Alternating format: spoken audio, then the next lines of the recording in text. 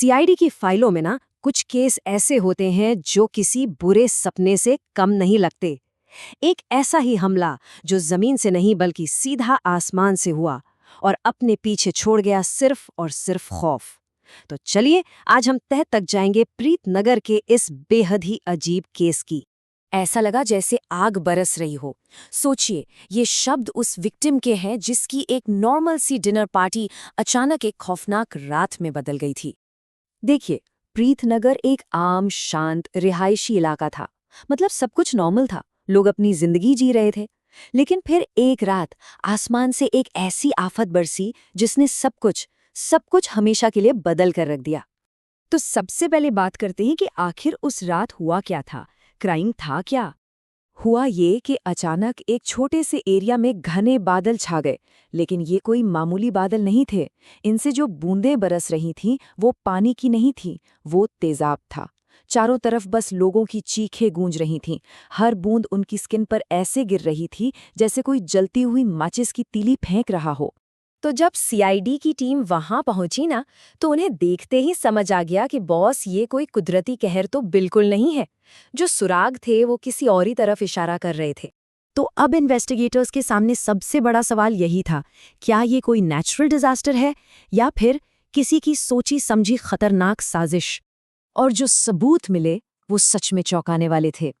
पहली बात, बारिश सिर्फ 2 किलोमीटर के एक छोटे से दायरे में हुई। दूसरी बात, मौसम विभाग के हिसाब से तो आसमान बिल्कुल साफ था।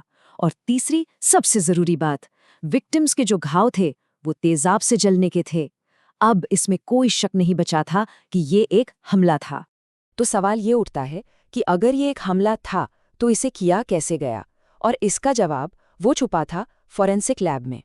जांच की सुई आकर अटकी एक ऐसे केमिकल वेस्ट पर जो कॉस्मेटिक्स और पटाखे दोनों बनाने में इस्तेमाल होता है।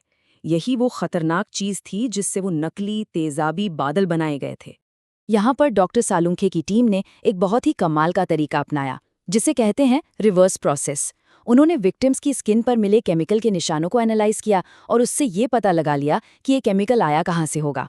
और इस प्रोसेस से सिर्फ केमिकल की पहचान ही नहीं हुई, बल्कि ये भी साफ हो गया कि ये बादल 5 किलोमीटर के दायरे के अंदर ही बनाए गए थे।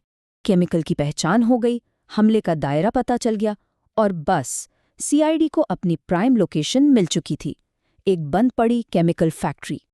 अब आता है इस कहानी का सबसे चौंकाने वाला हिस्सा, इसका मकसद। इस हमले के पीछे कोई लालच या पुरानी दुश्मनी नहीं थी, बल्कि एक परिवार की बहुत ही दर्दनाक कहानी थी जो सालों पहले शुरू हुई थी। सीआईडी को जो मिला वो कोई बड़ा क्रिमिनल सिंडिकेट नहीं था, कोई आतंकवादी संगठन नहीं, बल्कि सिर्फ 2 लोग, एक भाई और एक बहन, प्रणय और रजनी। और उनका मकसद सीधा उस जमीन से जुड़ा था जिस पर आज प्रीतनगर बना हुआ था। अब जरा इस कहानी की टाइमलाइन को समझिए, क्योंकि यहीं पर सारा राज छुपा है। 5 साल पहले एक बाढ़ में प्रणय और रजनी का पूरा परिवार खत्म हो गया, सिर्फ ये दोनों बच गए। 4 साल पहले सिस्टम की गलती से उन्हें मरा हुआ घोषित कर दिया गया और उनकी पुश्तैनी जमीन एक डेवलपर को बेच दी गई। और आज जब वो सालों बाद वापस लौटे तो देखा कि उनकी जमीन पर प्रीतनगर कॉलोनी बस चुकी है। और प्रणय का ये बयान, ये उनकी पूरी हताशा, उनकी पूरी बेबसी को दिखाता है। इसी बेबसी ने उन्हें इतना खौफनाक कदम उठाने पर मजबूर कर दिया। तो अब चलते हैं इस केस के क्लाइमैक्स पर। आखिर सीआईडी इन भाई बहन तक पहुंची कैसे? कहते हैं ना, हर क्रिमिनल कोई न कोई गलती जरूर करता है। इन्होंने भी की। एसिड रेन बनाने के लिए जो पहला टेस्ट किया वो अपने ही भतीजे पर गलती से हो गया। वो बुरी तरह जल गया और बस यही एक गलती सीआईडी के लिए सबसे बड़ा सुराग बन गई। और फिर एक बहुत ही तनावपूर्ण जांच और हॉस्पिटल में बिछाए गए एक जाल के बाद सीआईडी ने प्रणय और रजनी को पकड़ लिया। पुख्ता सबूतों के सामने दोनों भाई बहन टूट गए और उन्होंने अपना दर्दनाक अतीत और उसे वापस पाने के लिए किए गए इस खौफनाक जुर्म को कबूल कर लिया।